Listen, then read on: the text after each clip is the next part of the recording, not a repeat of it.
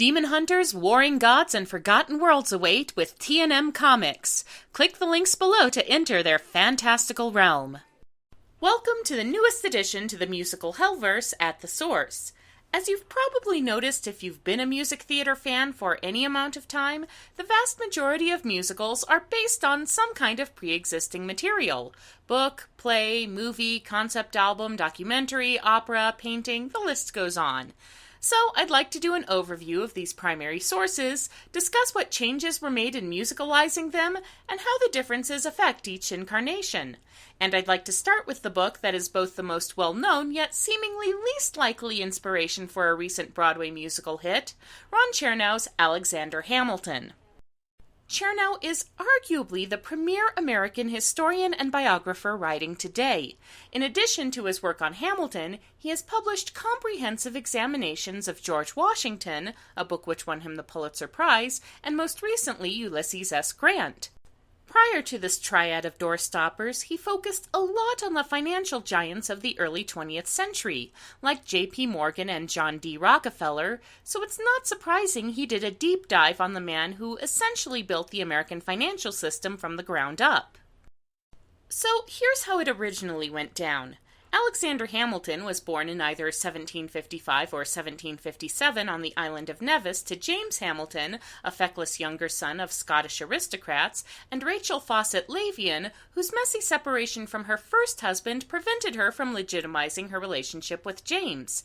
After a trauma-heavy childhood that would have even James Joyce going, "dude, harsh," Alexander's cleverness caught the attention of several benefactors who provided for his travel and education in the American colonies, which at the time were right in the middle of telling Britain to piss off. Despite never holding an elected office, Hamilton was instrumental in building the young nation, from serving as a trusted aide to George Washington to establishing the country's financial viability as its first Treasury Secretary to producing a truly insane amount of writing, most notably the majority of the Federalist Papers.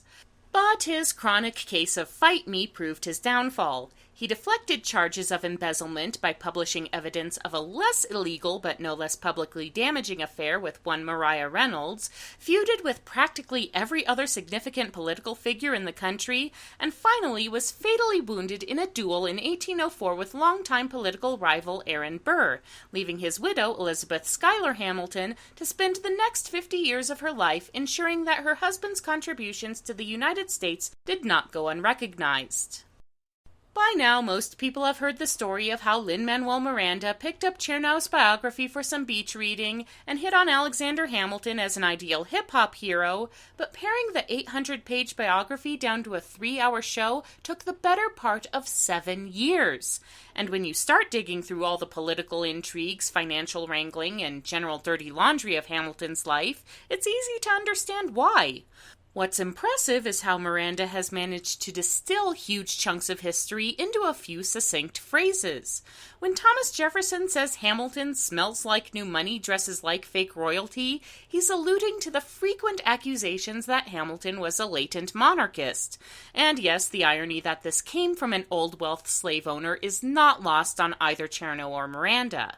Meanwhile, Hamilton's flippant remarks about honoring treaties with King Louis's head hint at his long-standing fears of violent populist uprisings in the States. But no writer, no matter how skilled, can fit all of history into a dramatic narrative, so a lot of compression and changes took place. John Laurens, Lafayette, and Hercules Mulligan essentially stand for all of Hamilton's Revolution-era allies, just as Jefferson and James Madison fill in for all his political rivals. It's understandable, but one does wonder what Miranda could have made of figures like Rachel Lavian's vicious ex-Johann or the bombastic French ambassador Citizen Genet. Chronology gets played with a lot, too. Going by the historic timeline, Hamilton's sensational exposure of the Reynolds affair took place before his published castigation of President John Adams, and his son Philip's death didn't happen until after Jefferson's 1800 election, which itself was several years before the fatal Hamilton-Burr confrontation. This is a simple matter of narrative effectiveness. The implosion of Hamilton's personal life hits harder coming after his political downfall, and Burr's failed run for president has higher stakes than his similarly unsuccessful run for New York governor in 1804. Curiously, two of Miranda's strongest songs are born primarily from speculation, where Chernow and the historical record are unable to assist.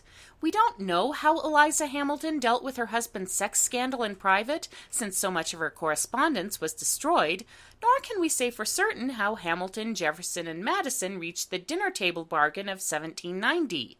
To fill in the blanks, we get the powerful revenge anthem Burn and the scathing political commentary The Room Where It Happens. Truth may be stranger than fiction, but fiction tends to sing better. Oversensitive, defenseless, I made sense of it by penciling the lengths to which I'd go to learn my strengths and knock them senseless. These sentences are endless, so what if they leave me friendless? Damn, you got no chill. Fucking right, I'm relentless.